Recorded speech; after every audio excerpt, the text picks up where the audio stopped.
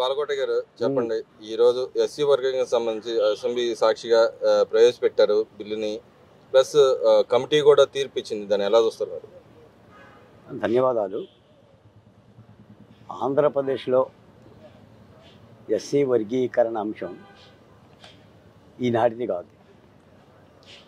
దాదాపు ఒక 2 దశాబ్దాలుగా ఎస్సీలలో ఉన్న 56 ఉపకులాలను ఏబిసిడిగా వర్గీకరించి వాళ్ళకి చెందిన 15% రిజర్వేషన్లను 56 కులాలకి గ్రూపుల కేటగిరీగా పంచాలనేది ఎంఆర్పిఎస్ డిమాండ్. ఆ డిమాండ్కి గతంలోనే తెలుగుదేశం పార్టీ మాటిచ్చింది. అలాగనే ఇటీవల సాక్షాత్తు ప్రధాని నరేంద్ర మోడీ గారు కూడా మాటిచ్చారు. అంటే రాజకీయ పార్టీలు వర్గీకరణ చేయడానికి సిద్ధపడ్డాయి.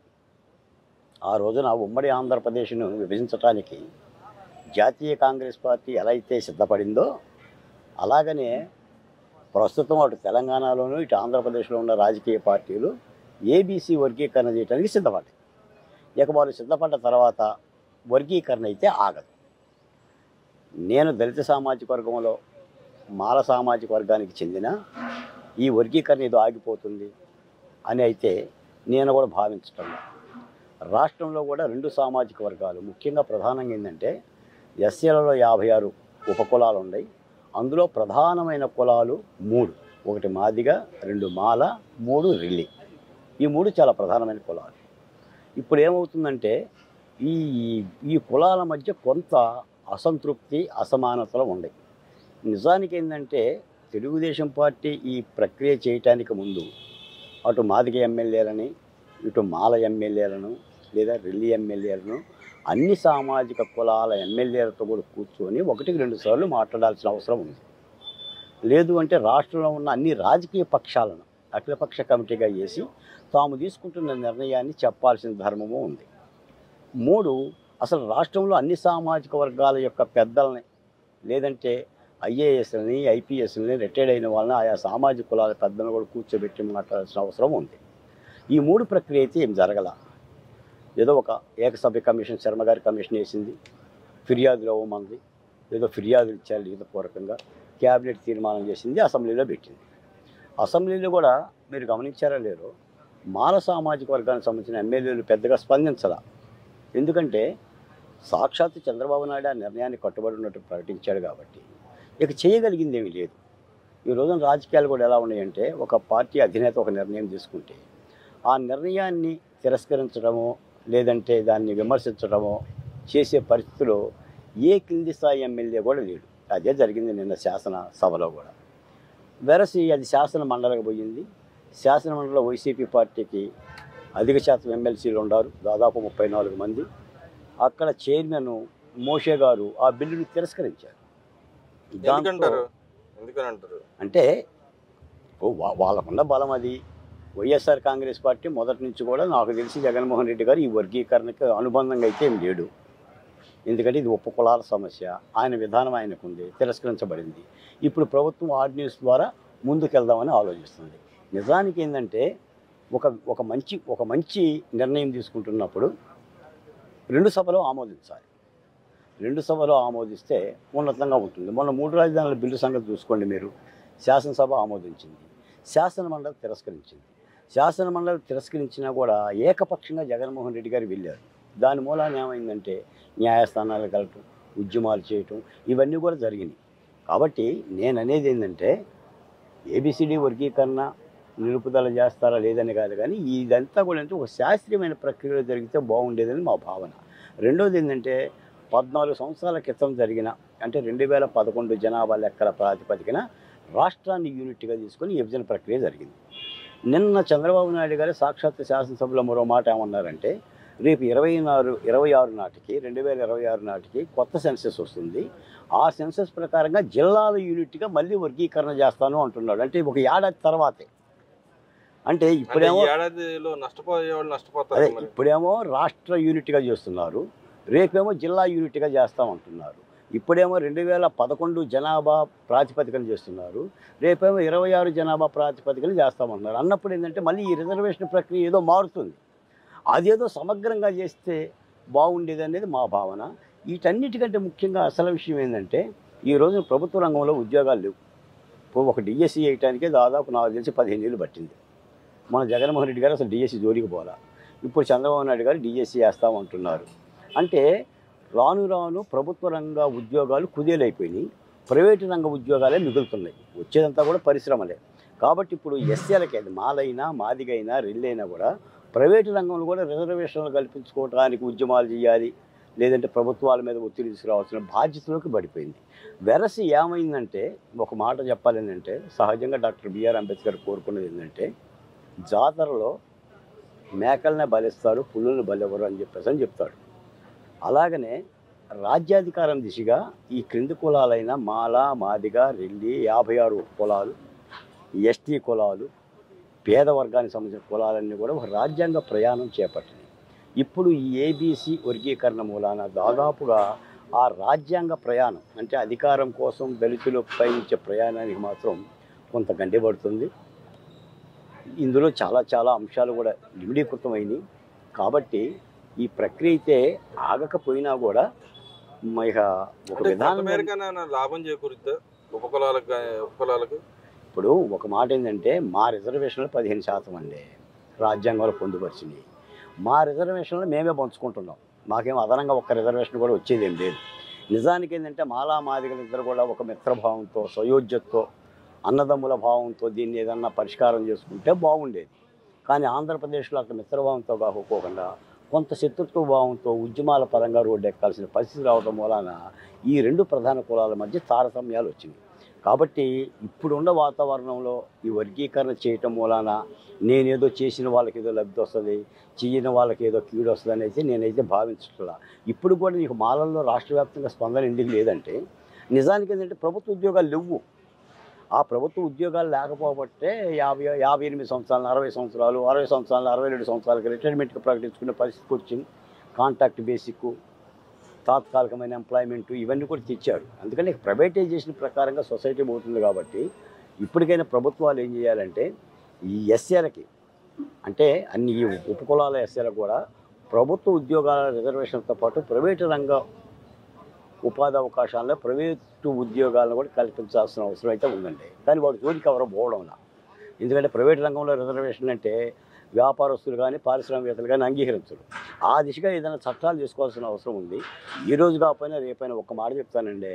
ఈ రోజున ఆంధ్రప్రదేశ్ని విభజించారు. కొంతమందికి ఖేదమైంది, కొంతమందికి మోదమైంది. ఇప్పుడు విభజింపబడ్డ తెలంగాణ రాష్ట్రమేమో ఆర్థిక సంపదతో తొలతూగింది. విభజనకు గురైన ఆంధ్రప్రదేశ్ ఏమో రాజధాని లేకుండానే నిలువునేడు లేకుండా అయిపోయింది. తిరిగి మన పునరుజ్జీవం పొందే ప్రయత్నం చేస్తుంది. రేపైనా కూడా ఏంటంటే ఈ రోజున మాలలు కానీ మాదిగలు కానీ మళ్ళీ కలసలు పెట్టుకోకుండా మళ్ళీ ఉమ్మడిగా ప్రైవేటీకరణ ఉద్యమాల వైపున అడుగులు వేయాల్సిందే. ఎందుకంటే ప్రజాస్వామ్యంలో రాజకీయ పార్టీలు తీసుకునే నిర్ణయాలని మనకి ఇష్టం ఉన్నా ఇష్టం లేకపోయినా కూడా కాదని లేని పరిస్థితి. వాళ్ళు కూడా ఏంటంటే వాళ్ళ యొక్క రాజకీయాలకు అనుగుణమైన నిర్ణయాలే తీసుకుంటారు. మీరు ఒకసారి గమనించండి, ఉమ్మడి ఆంధ్రప్రదేశ్లో రాజకీయ పార్టీగా కాంగ్రెస్ పార్టీ ఉమ్మడి ఆంధ్రప్రదేశ్ విభజన ఎందుకు చేపట్టింది?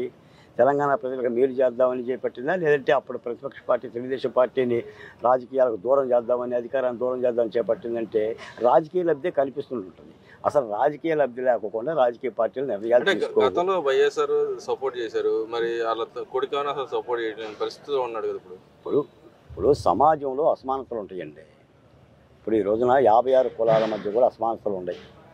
ఇప్పుడు ఎస్సీల మధ్య అసమానతలు ఉన్నాయి, ఎస్టీలో ఉన్న 36 కులాల మధ్య అసమానతలు ఉన్నాయి, బీసీలో ఉన్న 136 కులాల మధ్య అసమానతలు ఉన్నాయి.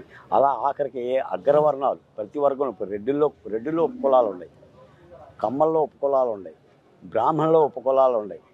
అంటే వీటి మధ్య అసమానతలు ఉంటాయి. ఈ అసమానతను ఆసరా చేసుకొని కొంతమంది ఉద్యమాలు చేస్తూ ఉంటుంటారు. ఆ ప్రాతిపదికన ఇదంతా కూడా ఏంటంటే ఈ 2 దశాబ్దాల ఈ కాలంలో ఆయా రాజకీయ పార్టీలు ఎంఆర్పిఎస్ నినాదాన్ని కట్టుబడి ఉండటం మూలాన ఇప్పుడు కేంద్రమే సాక్షాత్తు అడుగులేసి నిజానికి ఏంటంటే ఒక మాట ఏంటంటే అసలు ఈ అంశం దేశవ్యాప్తంగా వర్గీకరణ జరగాలండి. గతంలో సుప్రీంకోర్టు ఇచ్చిన తీర్పు ఏంటంటే ఇది రాష్ట్రాలకు సంబంధించిన అంశం కాదు, కేంద్రానికి సంబంధించిన అంశం అని సుప్రీంకోర్టే చెప్పింది.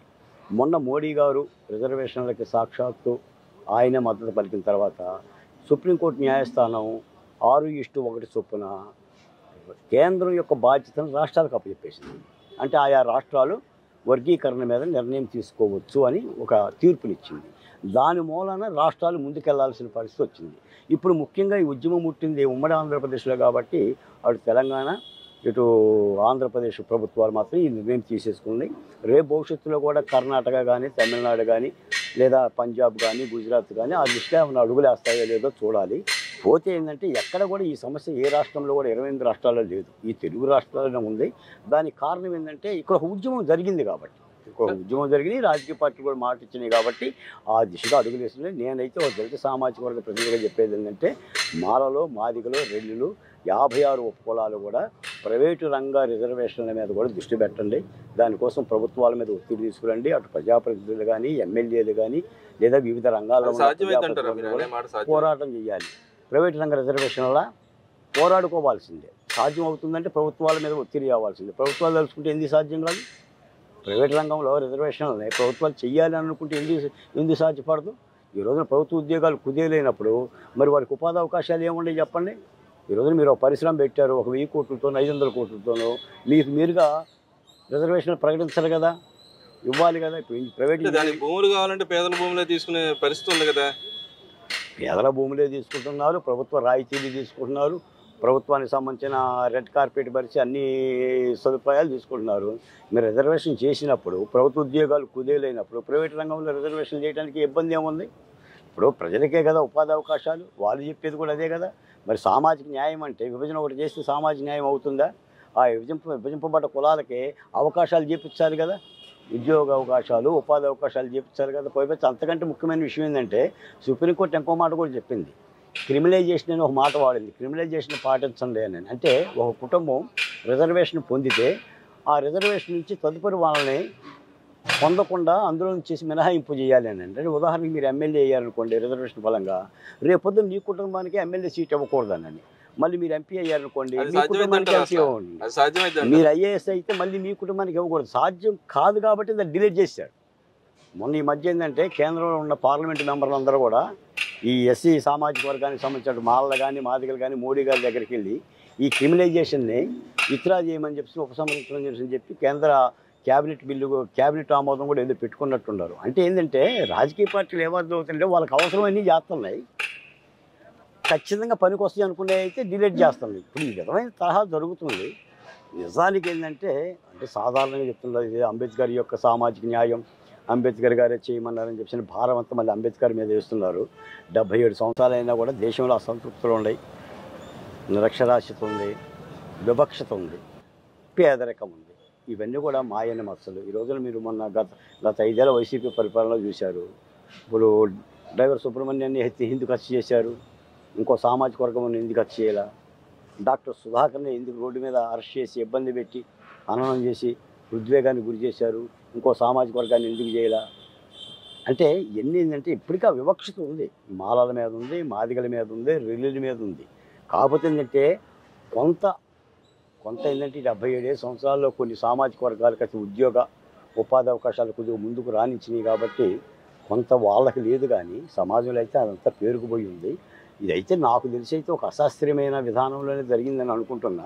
కానీ వైసీపీ వాళ్ళు అంటారు శాస్త్రీయ విధానం ప్రకటించలేదు, ఏదో చెప్పారు అక్కడ ఇచ్చింది దాన్ని చదివారు, అందుకే మేము బాయ్కాట్ చేస్తున్నామని చెప్పి వాళ్ళు అన్నారు కదా. అవును, ఇప్పుడు 2011 జనాభా లెక్కల ప్రకారంగా తీయటం అనేది అశాస్త్రీయమైన విధానం. 14 సంవత్సరాల క్రితం జనాభా సెన్సస్ అది. రేపు 26లో కొత్త సెన్సస్ వస్తుంది. ఈ ఏడాది అయితే కొత్త సెన్సస్ ప్రకారంగా చేయొచ్చు. జిల్లాలో నష్టపోతారు మరి కొంతమంది, మళ్ళీ ఇది కూడా నష్టపోయాయని చెప్పి మళ్ళీ కోర్టుకి ఎక్కే పరిస్థితి. ఏడాదిలో నష్టపోయేది ఏముందంటే ప్రభుత్వాల నిర్ణయం. అంటే ఏజ్ లిమిట్ అయిపోయే వాళ్ళు గొడవ పెడతారు మరి. ఇప్పుడు దాదాపుగా 20 సంవత్సరాలుగా చేయకోకుండానే ఉండాలి కదా. ఇప్పుడు ఎంత నష్టపోతారు? ఇప్పుడు జిల్లాల యూనిట్గా చేస్తే సమీకరణ ఎలా మారుతుందో తెలియదు, 26 సెన్సెస్ ఎలా ఉంటుందో తెలియదు, నువ్వు పాత లెక్కలతో ఎలా చేయగలుగుతావు?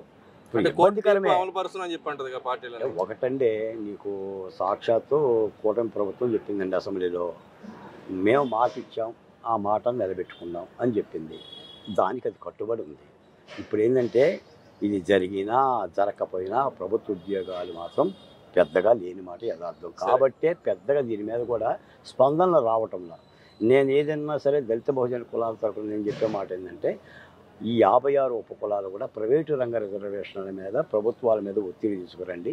మన బిడ్డల భవిష్యత్తుకి ఏదన్నా అవకాశాలు ఉంటాయని మాత్రం అయితే చెప్పాలండి సంగతి.